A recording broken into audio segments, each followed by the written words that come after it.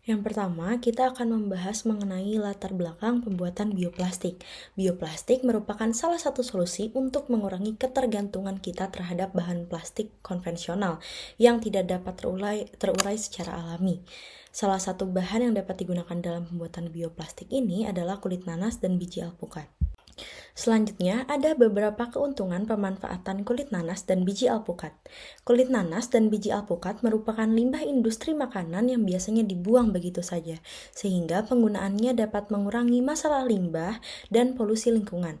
Selain itu, kulit nanas dan biji alpukat juga mengandung serat dan lignin yang dapat memberikan kekuatan mekanik pada bioplastik yang dihasilkan.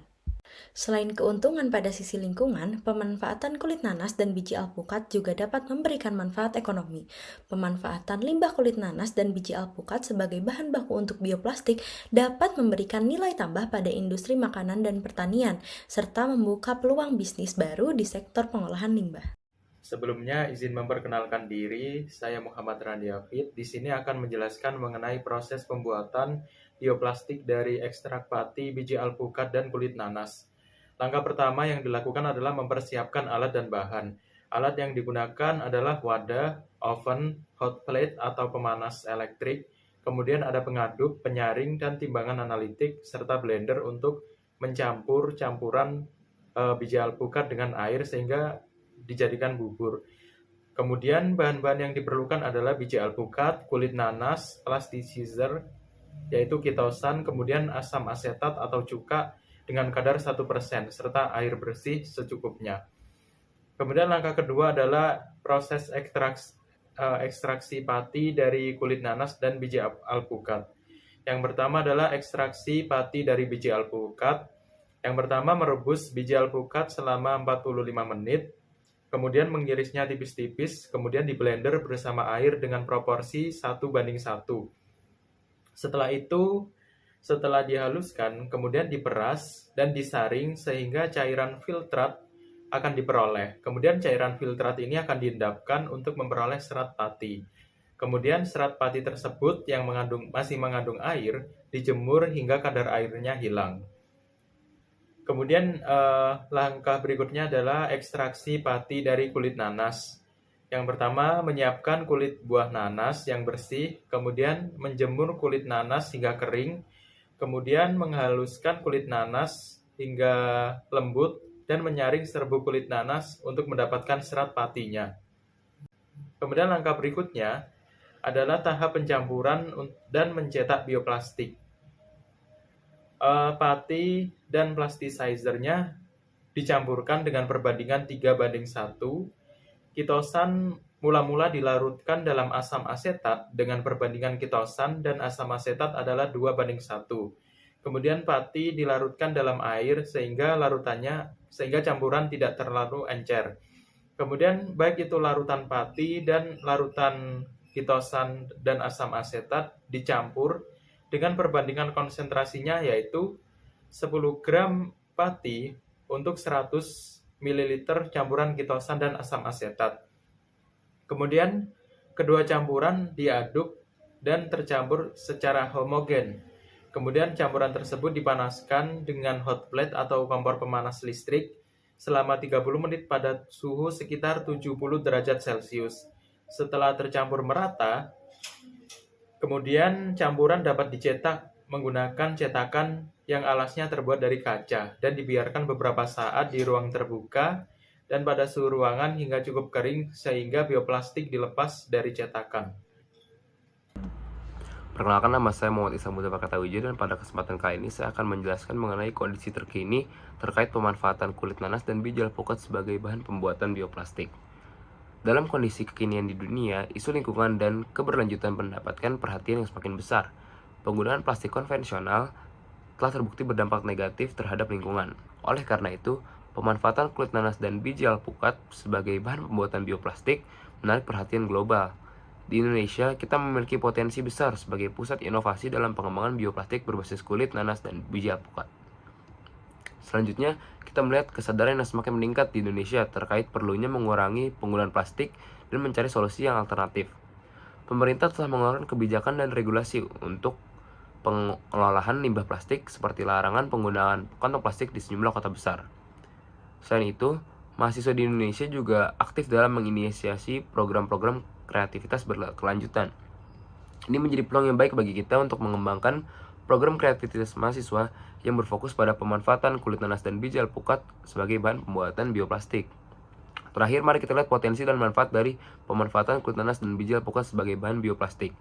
Bioplastik berbasis kulit nanas dan biji alpukat memiliki sifat ramah lingkungan dan dapat terurai secara alami, sehingga mengurangi dampak negatif terhadap lingkungan. Selain itu, pemanfaatan limbah kulit nanas dan biji alpukat memberikan nilai tambah ekonomi dan sosial, seperti menciptakan lapangan kerja baru dan mengurangi volume limbah. Oleh karena itu, program kreativitas mahasiswa ini dapat mendukung keberlanjutan lingkungan dan pengurangan limbah plastik di Indonesia. Lalu berikutnya adalah solusi terdahulu. Dalam menanggulangi masalah plastik yang berlebihan terdapat upaya dalam menanggulanginya, yakni menggunakan prinsip 3R, recycle, reuse, and reduce. Yaitu recycle itu mendaur ulang sampah plastik yang masih dapat digunakan, seperti membentuk ulang botol plastik menjadi lemari plastik. Reuse yaitu menggunakan ulang plastik yang dimiliki, seperti menggunakan ulang kantong plastik belanja. Lalu berikutnya ada reduce, yakni mengurangi penggunaan plastik dengan produk yang lebih mudah terurai atau sama sekali tidak menggunakan plastik untuk hal yang tidak perlu. Reduce itu lebih baik daripada reuse dan lebih baik daripada recycle, karena konsumsi energi yang dibutuhkan semakin ke kanan semakin kecil. Upaya pemerintah dalam melarang penggunaan plastik konvensional dapat melibatkan berbagai langkah solusi, seperti mengeluarkan kebijakan dan regulasi yang melarang atau membatasi penggunaan plastik konvensional dalam sektor-sektor tertentu. Misalnya larangan penggunaan kantong plastik sekali pakai, sedotan plastik, atau wadah makanan plastik di restoran dan kafe. Solusi tersebut merupakan dikatakan efektif karena cukup meminimalisasi masalah plastik yang berlebihan. Oke. Solusi yang ditawarkan untuk meminimalisasi masalah limbah plastik yang meningkat adalah melalui pembuatan bioplastik yang berbasis bahan alami. Konsep ini bertujuan untuk menghasilkan bahan plastik yang ramah lingkungan dan dapat terurai secara alami oleh mikroorganisme. Nah, dalam hal ini pemanfaatan biji alpukat dan juga kulit nanas menjadi alternatif yang tepat. Biji alpukat digunakan sebagai bahan dasar karena memiliki kandungan pati yang relatif tinggi. Nah, pati ini dapat diubah menjadi polimer yang dapat membentuk struktur bioplastik yang kuat dan juga fleksibel. Selain itu, kalau kulit nanas itu dimanfaatkan karena mengandung selulosa dan zat gula yang cukup tinggi. Kedua komponen ini dapat diolah menjadi pembentukan bioplastik yang memiliki sifat mekanik yang baik. Nah, dengan memanfaatkan biji alpukat dan juga kulit nanas, kita dapat mengurangi ketergantungan pada bahan plastik konvensional yang sulit terurai dan berkontribusi juga dalam mengatasi masalah limbah. Selain itu, penggunaan bahan alami seperti ini juga membantu dalam pengurangan emisi gas rumah kaca yang dihasilkan dari proses produksi plastik konvensional. Terdapat 5 pihak yang dapat membantu terrealisasinya ide kami.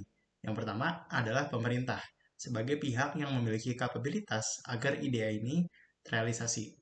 Lalu yang kedua adalah lembaga riset, sebagai pihak yang meneliti sekaligus menyempurnakan produk kami. Yang ketiga, itu adalah industri, sebagai pihak yang dapat memproduksi bioplastik secara masif. Yang keempat, petani, sebagai pihak yang membudidayakan bahan baku ide kami. Lalu yang kelima adalah Universitas Indonesia, sebagai pihak yang membantu pengembangan awal dari ide kami. Penggunaan bioplastik sebagai solusi untuk mengurangi penggunaan plastik konvensional yang merugikan lingkungan semakin menjadi perhatian global. Pemanfaatan kulit nanas dan biji alpukat sebagai bahan pembuatan bioplastik menawarkan potensi yang menjanjikan. Meningkatnya kesadaran masyarakat Indonesia akan perlunya mengurangi penggunaan plastik, pemerintah telah mengeluarkan kebijakan terkait pengelolaan limbah plastik.